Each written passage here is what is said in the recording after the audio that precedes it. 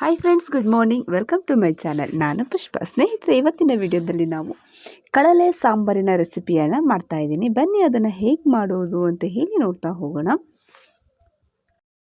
Guys, ನೀವಿನ್ನು ನನ್ನ ಚಾನಲನ್ನು ಸಬ್ಸ್ಕ್ರೈಬ್ ಮಾಡ್ಕೊಂಡಿಲ್ಲ ಅಂದರೆ ದಯಮಾಡಿ ಚಾನಲನ್ನು ಸಬ್ಸ್ಕ್ರೈಬ್ ಮಾಡ್ಕೊಳ್ಳಿ. ಹಾಗೆ ಪಕ್ಕದಲ್ಲಿರುವಂತಹ ಬೆಲ್ ಐಕಾನನ್ನು ಕ್ಲಿಕ್ ಮಾಡಿ. ಇದರಿಂದ ನಾನು ಮಾಡೋ ವಿಡಿಯೋಗಳ ನೋಟಿಫಿಕೇಷನ್ ಫಸ್ಟ್ ಬಂದು ನಿಮಗೆ ತಲುಪುತ್ತೆ. ಬನ್ನಿ ಆಗಿದ್ರೆ ವಿಡಿಯೋವನ್ನು ಶುರು ಮಾಡೋಣ. ಫ್ರೆಂಡ್ಸ್, ಇಲ್ಲಿ ನಾನು ಕಡಲೆಯನ್ನು ನೀಟಾಗಿ ಅದನ್ನೆಲ್ಲ ಸಿಪ್ಪೆ ಎಲ್ಲ ತೆಗೆದು ಚೆನ್ನಾಗಿ ಈ ರೀತಿ ಚಿಕ್ಕ ಚಿಕ್ಕದಾಗಿ ಕಟ್ ಮಾಡ್ಕೊಂಡಿದ್ದೀನಿ. ಇದನ್ನು ನಾನು ಬೆಳಗ್ಗೆ ಸಂಜೆ 2 ಟೈಮ್ ನೀರನ್ನು ಚೇಂಜ್ ಮಾಡಿದ್ದೀನಿ. ಮಿನಿಮಮ್ ನೀವು ಇದನ್ನು 2 ಡೇಸ್ ಆದರೂ ನೆನೆ ಹಾಕಲೇಬೇಕು. ನೋಡಿ, ಇದನ್ನು ನೆನೆ ಹಾಕಿದ್ದೀನಿ. ಇದರಲ್ಲಿ ಒಗ್ರು ಅಂತ ಒಂಥರ ಸ್ಮೆಲ್ ಬರ್ತಾ ಇರುತ್ತೆ. ಸೊ ಅದು ಟೇಸ್ಟ್ ಕೂಡ ಒಂಥರ ಒಗ್ರು ಥರ ಇರುತ್ತೆ. ಹಾಗಾಗಿ ಇದನ್ನು ನೆನೆ ಹಾಕಿನೇ ಇದನ್ನು ಮಾಡಬೇಕು. ನೋಡಿ, ಇದನ್ನು ನೆನೆ ಹಾಕಿದ್ದೀನಿ. ಗೈಸ್, ನಾನಿಲ್ಲಿ ಕಡಲೆಕಾಳನ್ನು ಸೇರಿಸ್ಕೊಂಡಿದ್ದೀನಿ. ಕಡಲೆ ಜೊತೆಗೆ ಕಡಲೆಕಾಳನ್ನು ಹಾಕಿ ಮಾಡೋದ್ರಿಂದ ಇದು ಟೇಸ್ಟ್ ಸೂಪರಾಗಿರುತ್ತೆ. ಸೊ ಇಲ್ಲಿ ನಾನು ಕಡಲೆಕಾಳು, ಈರುಳ್ಳಿ, ಬೆಳ್ಳುಳ್ಳಿ, ಟೊಮ್ಯಾಟೊ ಮತ್ತು ಸ್ವಲ್ಪ ಕರಿಬೇವಿನ ಸೊಪ್ಪು, ಒಂದು 2-3 ಕಡ್ಡಿಯಷ್ಟು ಒಂದು ಸ್ವಲ್ಪ ಕೊತ್ತಂಬರಿ ಸೊಪ್ಪನ್ನು ಸೇರಿಸಿ, ಜೊತೆಗೆ ಉಪ್ಪನ್ನು ಸೇರಿಸಿ ಒಂದು 3 ವಿಜಿಲನ್ನು ಬರೆಸ್ಕೊಂಡಿದ್ದೀನಿ. ನೋಡಿ, ಚೆನ್ನಾಗಿ ಬೆಂದಿದೆ ಇದು. ಸೊ ಇದು ರೊಟ್ಟಿಗಂತೂ ಸೂಪರ್ ಕಾಂಬಿನೇಷನ್. ಇದು ಈ ರೀತಿ ಮಾಡ್ಕೊಳ್ಳೋದು ತುಂಬಾ ಚೆನ್ನಾಗಿರುತ್ತೆ. ನೋಡಿ, ಚೆನ್ನಾಗಿ ಬೆಂದಿದೆ.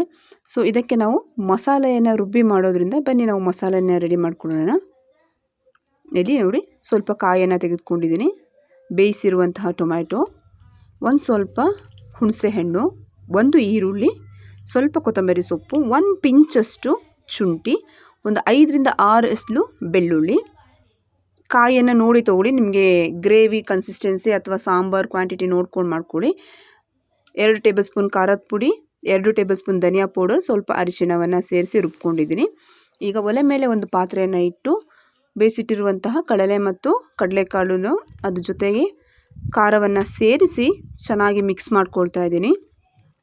ಮಿಕ್ಸಿ ಜಾರಲ್ಲಿರುವಂತಹ ಖಾರಕ್ಕೂ ಸಹ ನೀರನ್ನು ಹಾಕಿ ಚೆನ್ನಾಗಿ ಅದನ್ನು ತೊಳೆದು ಒಲೆ ಮೇಲೆ ಹಾಕಿದ್ದೀನಿ. ಸೊ ನೀರನ್ನು ನೋಡಿ ಹಾಕ್ಕೊಳ್ಳಿ.